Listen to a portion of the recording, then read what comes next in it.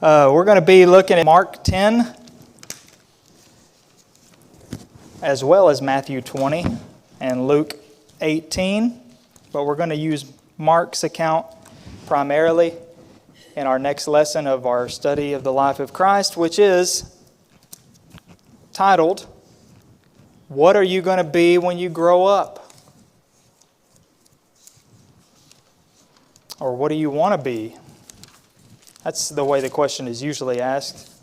What do you want to be when you grow up? Or what are you going to be? Sometimes they're two different things.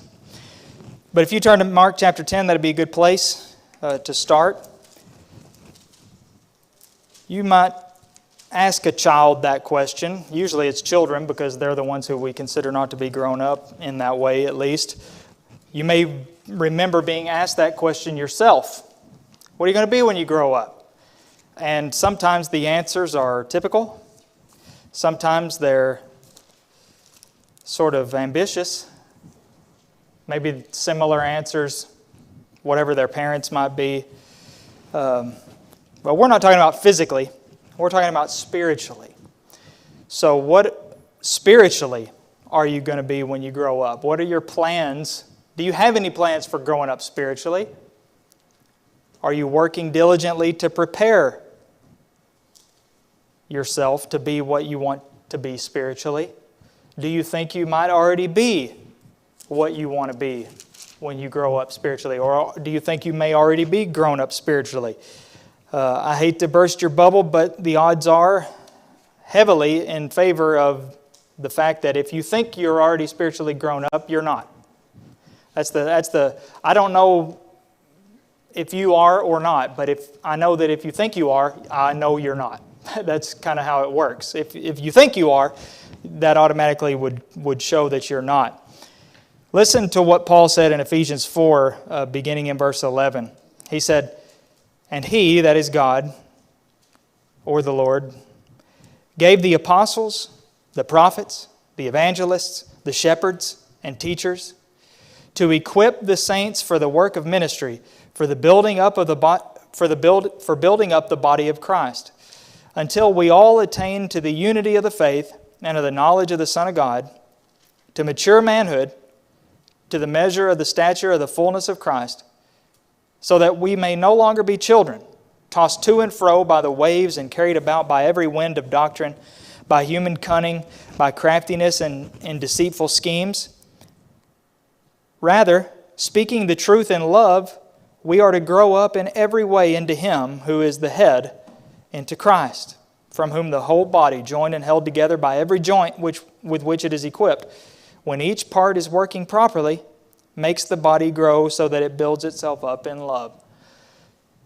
Notice how he kind of, I hesitate to call it a hierarchy, but he does talk about all these different areas to equip the saints for the work of ministry. But then he says the point of all this, working together, and this arrangement that God made is so that we may no longer be children. And in this sense, he means tossed to and fro by the waves and carried about by every wind of doctrine. Everything you hear, you follow that. You go after that. You fall for it, we might say. That's what he means by children, being like children. Don't be like that.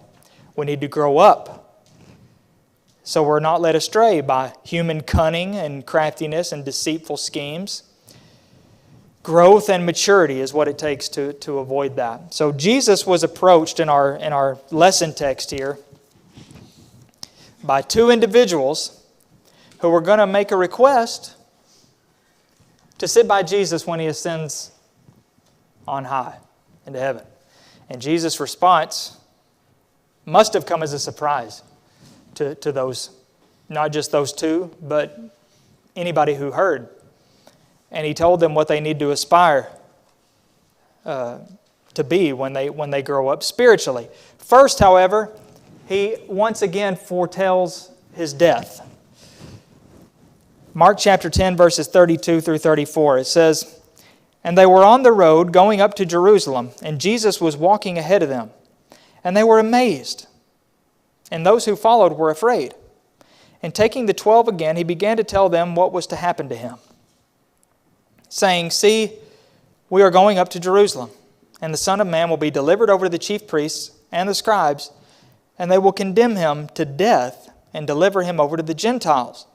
And they will mock him and spit on him and flog him and kill him. And after 3 days he will rise." So here again, he's telling them what he's already told them before.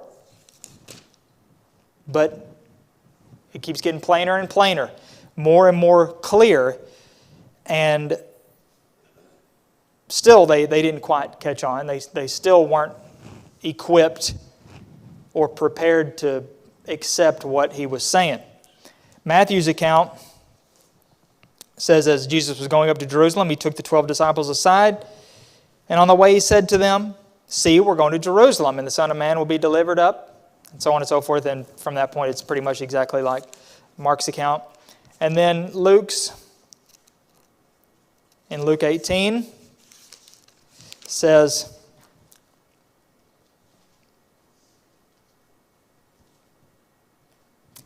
"See, we are going up to Jerusalem, and everything that is written about the Son of Man by the prophets will be accomplished." That's an interesting statement for sure. Very important statement. Everything that is written about the Son of Man by the prophets. Jesus was under the impression that the things that happened to him, especially in this context, his death and rejection, was written by the prophets already. It wasn't a surprise. He knew it was going to happen. And he didn't just know it was going to happen because he was God in the flesh. He knew it was going to happen because the prophets said it was going to happen. And so the apostles should have also known, but there was so much false teaching revolving around the Messiah that they did not teach the truth about that. They didn't understand it properly. So they're approaching Jericho. Our next lesson will take place in Jericho, but here they're coming up to Jericho. It was pretty much, it was northeast of Jerusalem. One of the nearest towns or villages or cities or whatever we want to call it. Think about the parable of the Good Samaritan, how he was walking from Jerusalem to Jericho. That was a normal, dangerous road, but a road that you had to travel if you were going from either one of those places to the other. But as Jesus was walking, they were amazed probably at the fact that he was going to Jerusalem. So adamant about going to Jerusalem because of the danger there, to him especially. But even more so when he told them this again. But he didn't stop at the death. He didn't stop at telling them about his death. He went on and always included in there, but he's going to rise on the third day. He's going to rise again. He's going to be raised. So, yes, all this horrible stuff is going to happen, but I am also going to be raised after that. I'm going to rise again. So it's going to come out for the better for everybody in the world, actually, but especially for me, because I will rise again. And their reaction, well, they still didn't understand.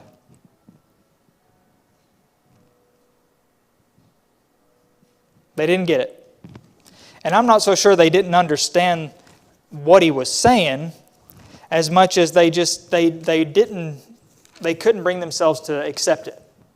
Surely he's speaking in a metaphorical way or he means something else. It can't be how it sounds, because how could the kingdom ever come then? How could all that we've been hoping for and looking for happen? And that's Luke's account, verse 34, not Mark 10:34 like is implied up there, but Luke 18:34. They understood none of these things.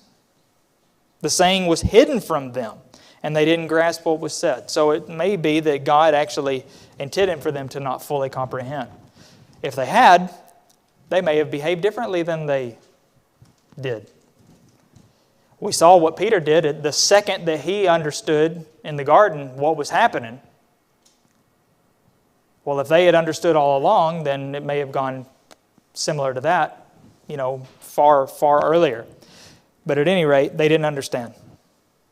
They may have thought, yes, he's going to be rejected, but that's normal. We might be able to accept that.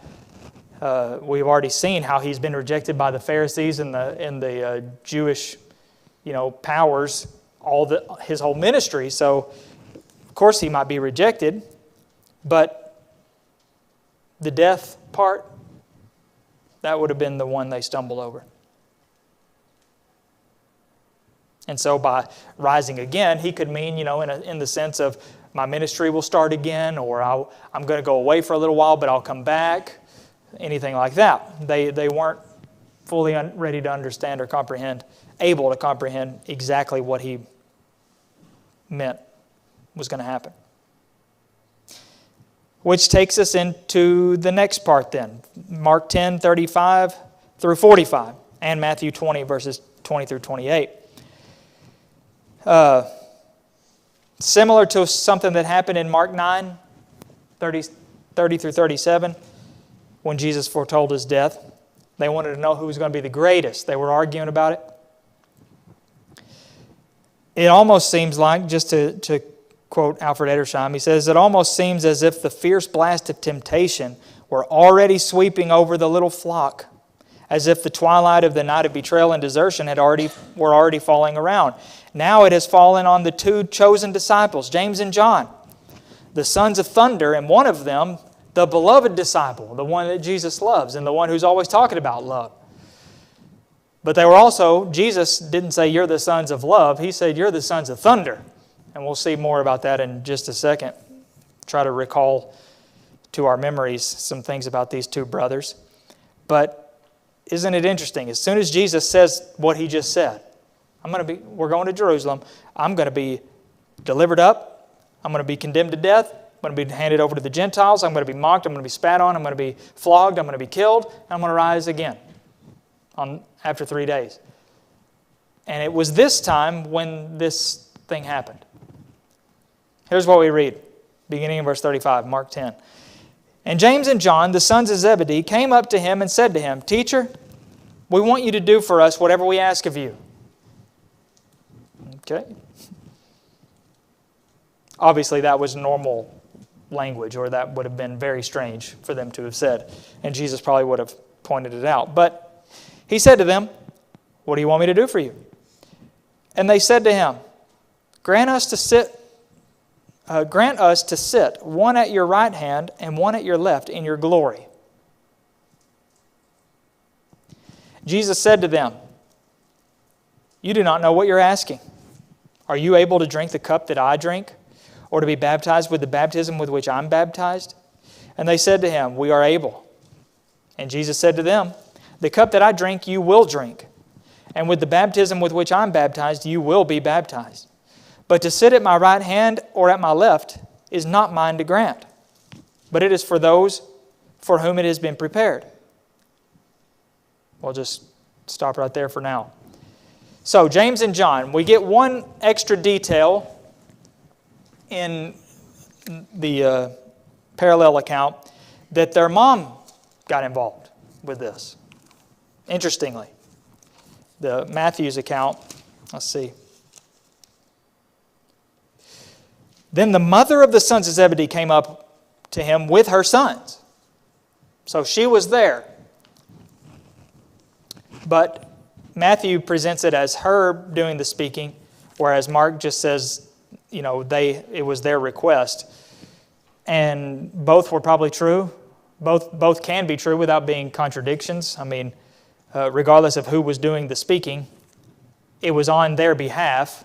So Jesus is responding to the same request regardless of who actually said it. And they may have said it as well as their mother.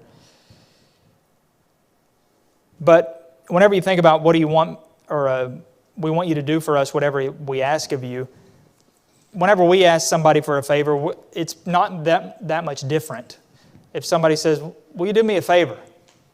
We don't say, I want you to do whatever I ask. But that's the implication. You didn't put any modification on there. You just say, can you do me a favor? And we usually say, okay, or yeah, even though there's a good chance, or there's at least a 50-50 chance I may not do that favor, depending on what the favor is, but, we still just say, will you do me a favor? So they're just saying, we have something that we'd like you to do for us. Grant us to sit at your right hand and at your left hand in your glory. Matthew's account says, in your kingdom. So in your kingdom,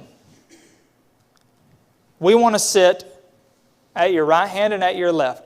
Now, what does that mean? What's the significance of that?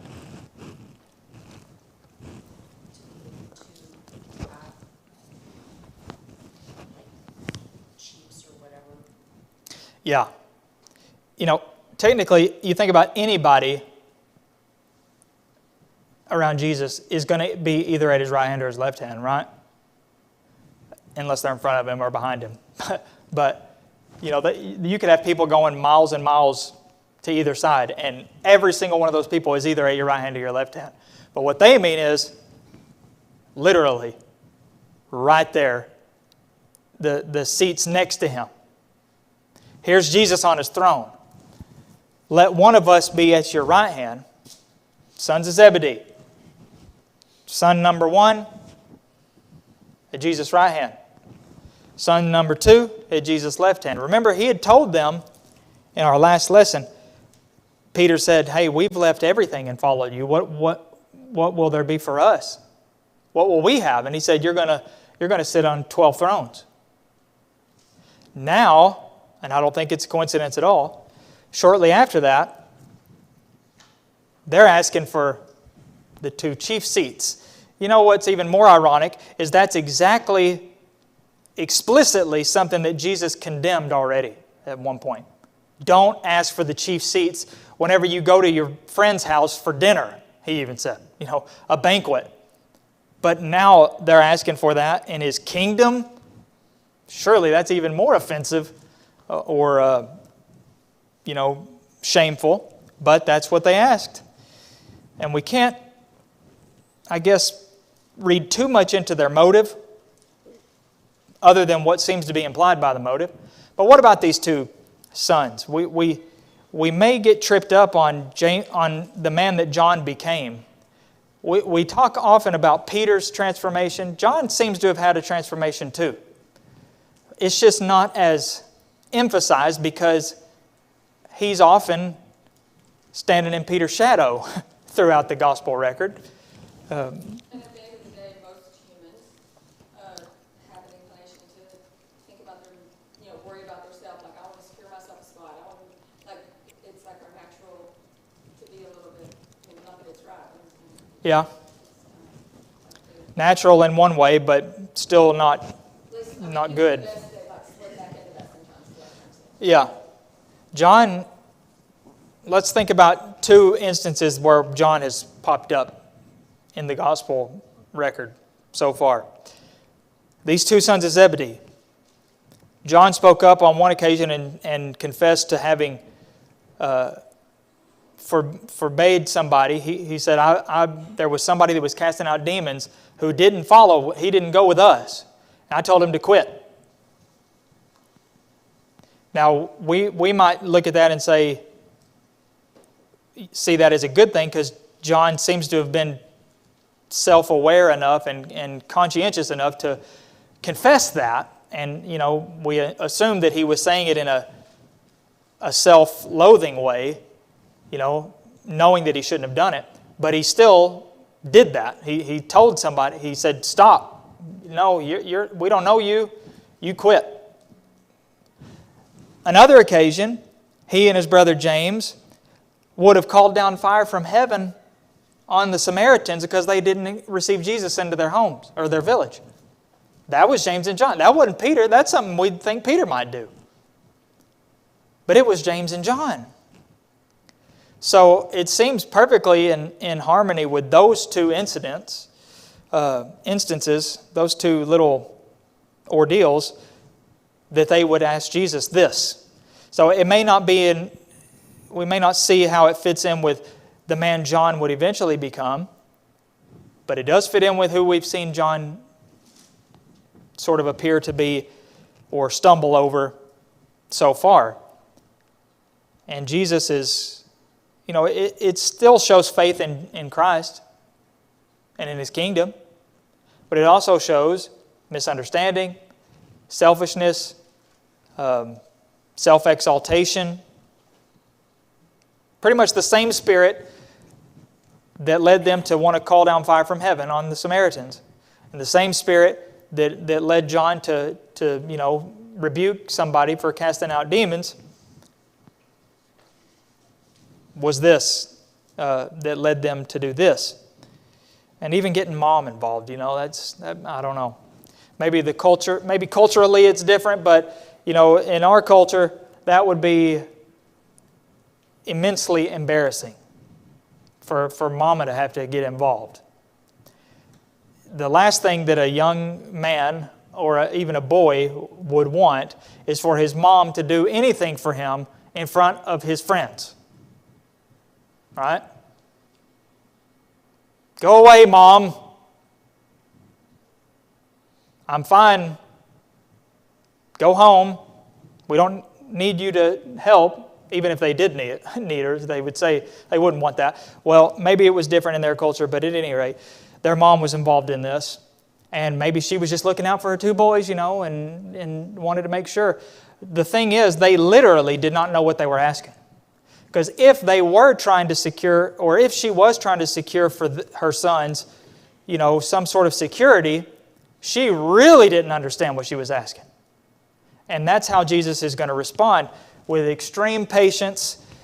At this time, of all times, right after Jesus talks about His death and rejection, they come to Him with this.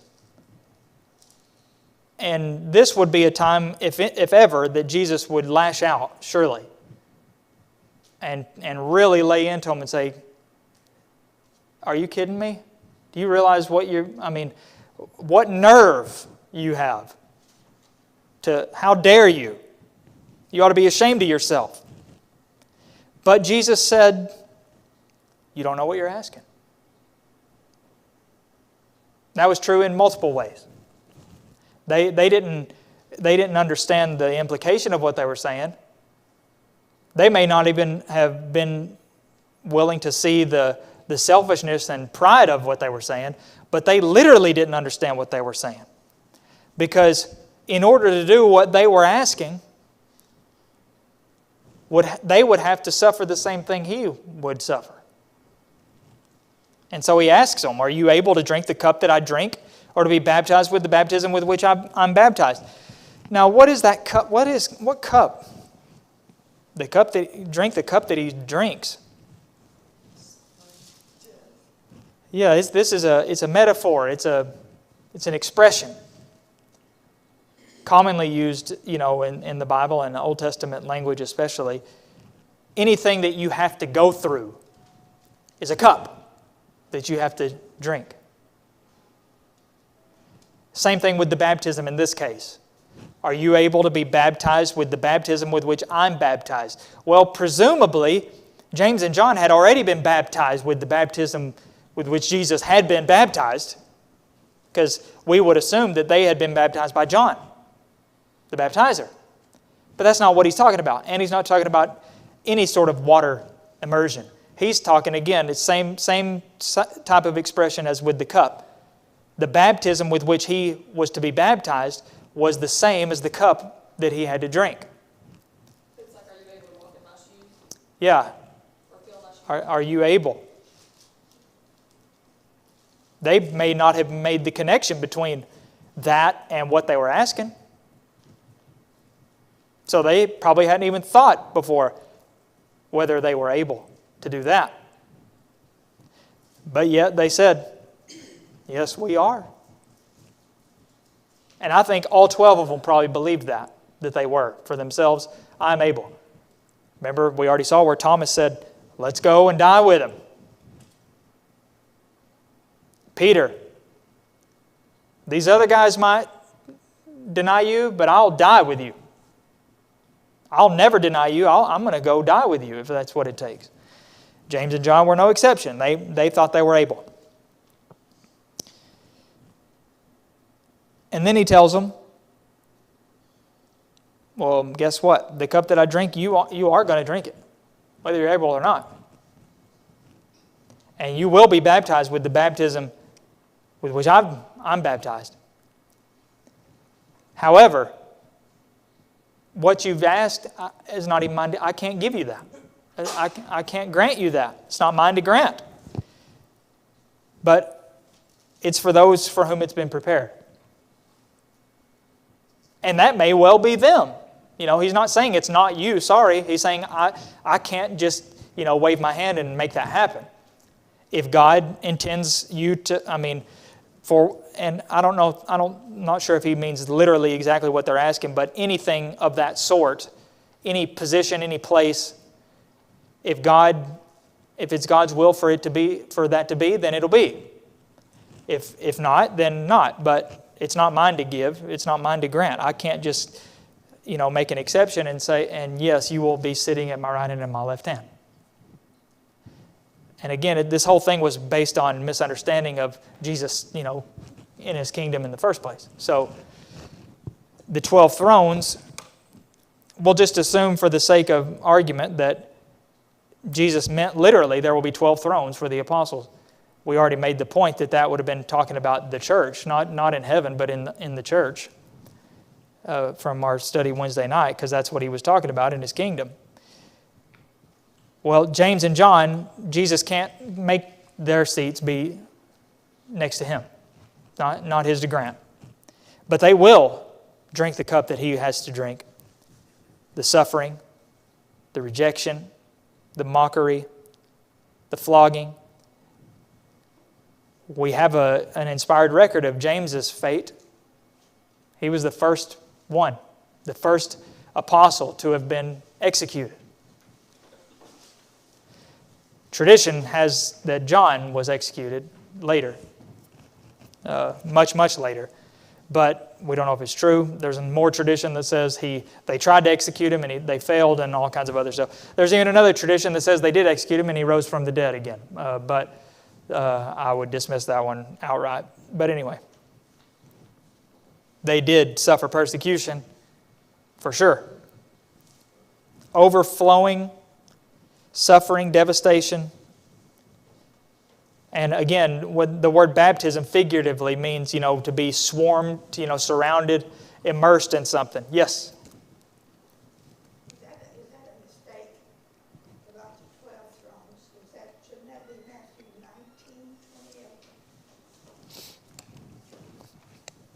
19:28? Where, mistake where? They've got Matthew 20:28 about the 12 thrones, and it's in 19:28. Yeah, if it says 20, it should say 19. Yep. You're right. I don't have that paper in front of me. It's in the little handout. The handout you're looking at? Yes. Okay. Yeah. If it says Matthew 20, it should say Matthew 19:28 is where he says 12 thrones. In the new world or in the regeneration, when the Son of Man will sit on his glorious throne, you who have followed me will also sit on 12 thrones, judging the 12 tribes of Israel. So, yeah, that's chapter 19, not chapter 20. So, little typo there. Old teachers correct mistakes. I like that. That's what mistakes are. I couldn't find it. They should be corrected. So, thank you. I didn't catch that whenever I was changing the format or whatever. So, we do know later that John would be exiled to the island of Patmos outside of the Asia Minor, out not far from Ephesus. But as far as his death, we don't have an inspired account. We know he died, but another tradition, again, says that he's the only one to have died naturally, a natural death, not by execution. But he did suffer everything. If he wasn't executed, he suffered everything leading up to death. He suffered all the other types of things, just not maybe the death of being executed for that reason in the same way that the others traditionally were. As far as having a place of honor in the kingdom, Jesus has already said the kind of people that are who that will go to is those who are servants of others, those who humble themselves, those who make themselves low, so to speak. Seek first the kingdom. Now, beginning in verse 41, Mark 10:41. And when the 10 heard it, they began to be indignant at James and John. And Jesus called them to him and said to them, "You know that those who are considered rulers of the Gentiles lord it over them, and their great ones exercise authority over them. But it shall not be so among you. But whoever would be great among you must be your servant, and whoever would be first among you must be slave of all. For even the Son of Man came not to be served, but to serve, and to give his life as a ransom for many." So the 10 heard it. Now it doesn't say, maybe this is just semantics, but it doesn't say when the 10 heard of it. It says when the 10 heard it, as if they were nearby to actually hear this exchange, hear them request this. But either way, whether they heard it at the time or heard it afterwards, they reacted in a way that we might think natural. They didn't like it. It's that word again, that they were indignant at James and John. In fact, the language actually says they began to be indignant, as if it wasn't a flame of a reaction that just went away, but it may have lingered a little bit. Now, as to why they would have reacted this way, we have to, speculate. It could be just because they didn't like the idea of them putting themselves above them. Could be because they had the same idea, and James and John beat them to it. Could it be either one of those? I would rather err on the side of caution and, for their part, assume that they were just offended that James and John would have done that. Kind of like a betrayal almost. But at the same time, what Jesus said to the whole group may lend itself to the implication that they had a similar spirit that James and John had. And so we're right, and the argument they had before about who's going to be greatest would show that too. So Jesus got them all together, and he said, again, similar to that occasion, don't be like this. This is how the Gentiles act. Don't get the idea of having authority over one another or anybody else for that matter, lording it over people. But whoever would be great among you must be your servant. Same as he said before. Whoever will be first among you must be slave of all. It's interesting. Two different words here in verse 43 and verse 44. Your Bible might note it somehow, have a footnote. Servant, the English version definitely, at least the ESV, shows the distinction. Whoever would be great among you must be your servant. Whoever will be first among you must be a slave of all. Is there a difference, you think, between a servant and a slave? We think of them different. I can think of a distinction, not that that is the same, that distinction existed in these two words, but... We think of the slave as being owned by the... Okay. Not just employed by them, but actually owned by them. A slave is under the ownership, bound, maybe. That's some of the old versions translate it bondservant. And then sometimes they just take away the bond, so that kind of makes it more confusing. But if you think about it, one is a servant and the other is a bondservant. Now what's the difference between a servant and a bondservant? Okay, a servant, in the words themselves, a bondservant is bound to whoever they're serving. Servant, presumably, would not be, but is somebody who's doing it by choice. Now, a bondservant could be doing it by choice also, because they may not have any desire to go elsewhere or do anything else. But legally and technically, there is that difference. But Jesus uses both of those words here, which may show that they are sort of synonymous after all. Even though they're different words, it could show in that parallel way that they're the same thing, really no different. In a practical way, they're not, are they? Practically, they're the exact same thing, aren't they? You can't tell the difference by the action, whether they are legally bound to be doing what they're doing or whether they're doing it by choice. So it's, practically speaking, it's the same thing. So if you want to be great, you got to be like that. So what is that? What is like that? What kinds of things do servants do besides serve?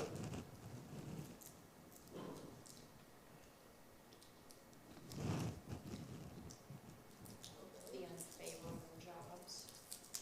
Okay, unfavorable jobs. Whatever is needed. They obey the boss or the master. Yeah, they obey. Well, in this case, there is no master, or everybody's the master. Then you try to do things to help other people. Okay, try to do things. Others, that's a key word there. It's always about others. Self-serving is unequivocally a bad thing in the Bible. Now, that doesn't mean you don't do things for yourself, because everybody does and everybody should. If you've, taken a shower or a bath in the last week and a half, you've done something to serve yourself, because that is what that is. If you fed yourself, but that's not what self-serving is in that way. It's looking out for other people. That's what serving is, being a slave to all, being a servant to all. If you want to be great, let's say you put yourself up against one other person. Or let's say you put Peter and Andrew up against James and John. Peter and Andrew want to be greater than James and John. Well, guess what? Jesus says, you want to be greater than James and John? They've thrust themselves up. You want to be greater than them? Then you be their servants. Isn't that the exact opposite? They've already thrust themselves up as if I should be serving them. And now you're saying if I want to be greater than them, I should do that very thing? Yes, that is what he says. In fact, he says you should do that to everybody. Be servant, be a slave to all. Be a slave of all. That's hard to swallow. That is hard to accept. It's one of those things where even we want to do the same thing that the apostles did with Jesus' predictions about his death. We want to hold up for just a second. He probably meant something else. He doesn't mean what it sounds like it means. So we'll just interpret it in some other way. But I guess if everybody truly had that attitude, then it would be a beautiful thing. It's just the world would be a great place. As a Christian, you oftentimes feel like the only person. The world is the way that it is because of the opposite of this happening. Everything that's the opposite of this is why the world is the way it is. When people are serving themselves or some cause that is antagonistic to the gospel or to the Lord's church or anything else, that's when things start to go bad. And so if everybody would do this, the world would be a totally different place. So, applications or lessons that they would have drawn and that are for us as well. First of all, we see a contrast between Christ's kingdom and the world. There is a great contrast. That's kind of what we just dealt with. But even worldly organizations, like he said, you know that those who are considered rulers of the Gentiles lord it over them. What's it mean to lord it over somebody? It kind of sounds funny. Make sure you know that I'm the boss. Yeah, I'm the boss. You better know that. And if you don't know it, I'm going to make sure you know it. I'm going to tell you. I'm going to act like it. I'm going to make sure that you know who the boss is. And anybody that would have to do that, there's a problem. Maybe not always that person's problem, but usually, as a rule, they are going to be the problem. But the rulers of the Gentiles, those who are considered rulers of the Gentiles, lord it over them. And their great ones exercise authority over them. There's nothing wrong with exercising authority over people. People do it all the time. That's the way things are set up. But he says it's not going to be that way among you. You 12 especially.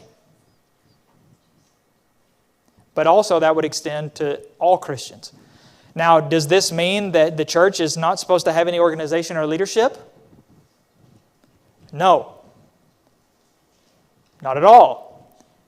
Jesus exercised His authority through the apostles, who commanded by God's authority, by the Lord's authority, for churches to have eldership, an eldership over them, elders, shepherds, and they are to exercise authority. Now, they are not to lord it over, but they are to exercise authority. They have authority, and the flock is to submit to that authority. But Jesus is talking more about personal relations, a spirit, an attitude. Lording it over others is a sin. Not just for an elder, but for a Christian, any Christian. For any Christian to lord it over other Christians is sin. And it should not happen, and it will never result in good. Even if those who are being lorded over take it meekly and humbly and quietly, as they should for the most part, doesn't make it okay. Still sin. And there will be an answer given for it. And we've already looked at the idea of the world, or being a servant. It's exactly the way the world, exactly the opposite of the way the world is. And then we see Jesus' example as well. The Son of Man came not to be served, but to serve. Even the Son of Man, the Son of God, God in the flesh, came not demanding any service as far as, of this kind. He just wanted people to follow Him, to submit to Him, and yet look at what He did. He never acted in a way that demanded people's, groveling down at His feet, but He served people. He was actually down at others' feet, literally on some occasions. So, powerful applications and examples, or lessons for us in Jesus' example.